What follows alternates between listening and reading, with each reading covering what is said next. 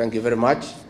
Tumeshukuru sana. Ambassador Mudhaura talked about housing that Kibaki did, and it triggered my mind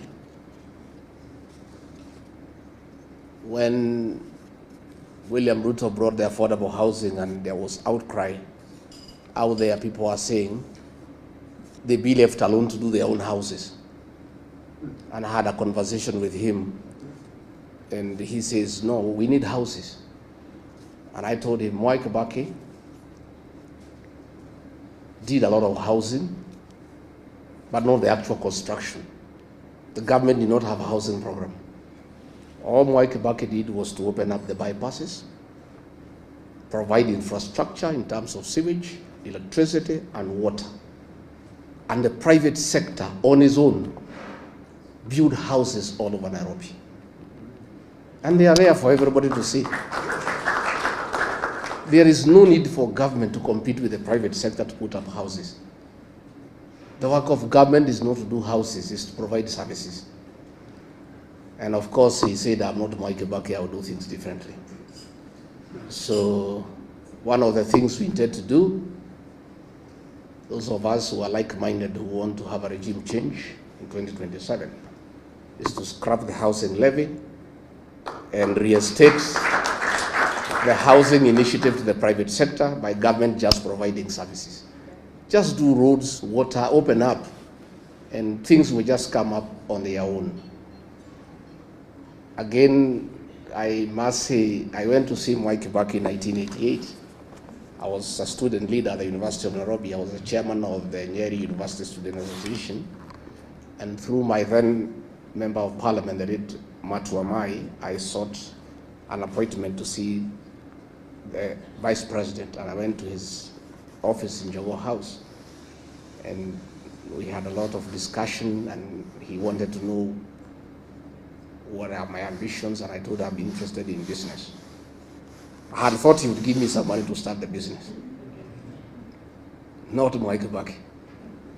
He went on his shelf, behind him, there were many books. And he looked through, produced one book and gave it to me. That book, the author is called Jonathan Black. It's called The Oil.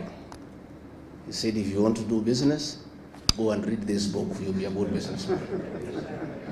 That is his mentorship, and today I'm a good businessman, instead of tokenism.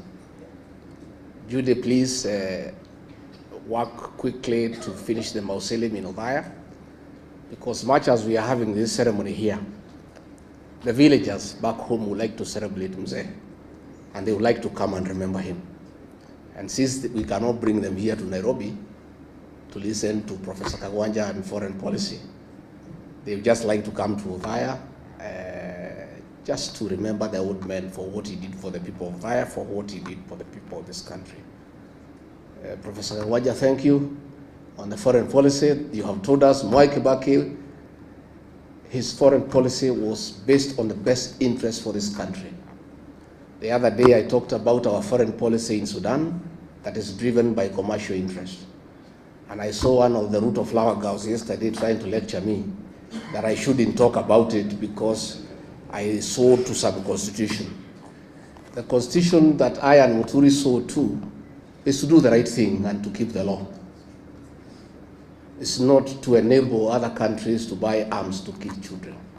And Eugene Wamalwa, you know, we are looking at what is happening about Butere girls. We are unable to understand what is this viciousness against children by the present government. Even the colonial government that was very brutal, it never went for the children.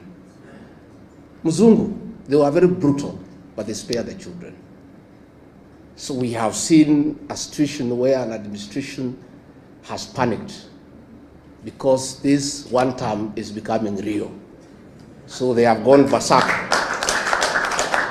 They have gone berserk, and they are now fighting shadows, including schoolgirls. From 2 girls, from 3 girls. These are harmless girls. How fluid is your government if girls can bring it down? Girls.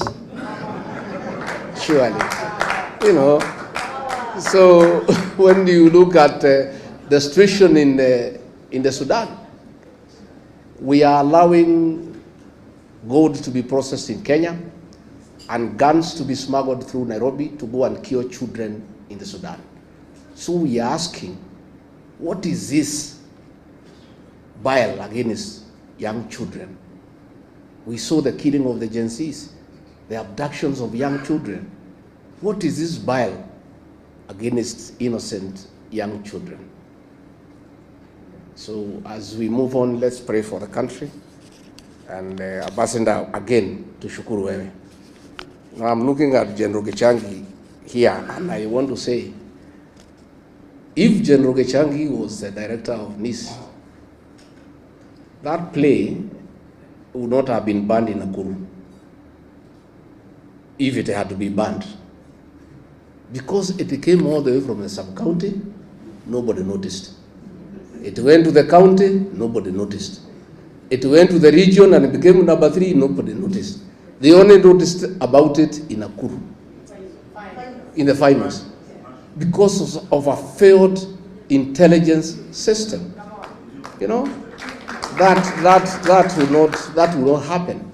So if a decision needed to be made that is a bad play and people should not see it, ingesimamishiwa huko mbali, because the officers on the ground every day, lakini watu wote wamelala, kila mtu anatafuta pesa. Hii serikali ni ya biashara.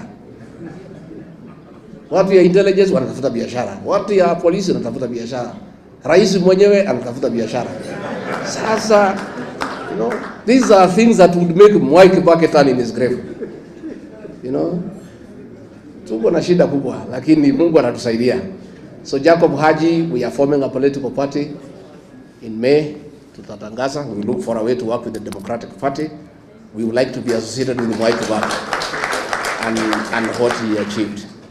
Wacha ni introduce huyu Ketu Waruguru, simama, pigia makofi. Huyu mrembo ya Laikipia.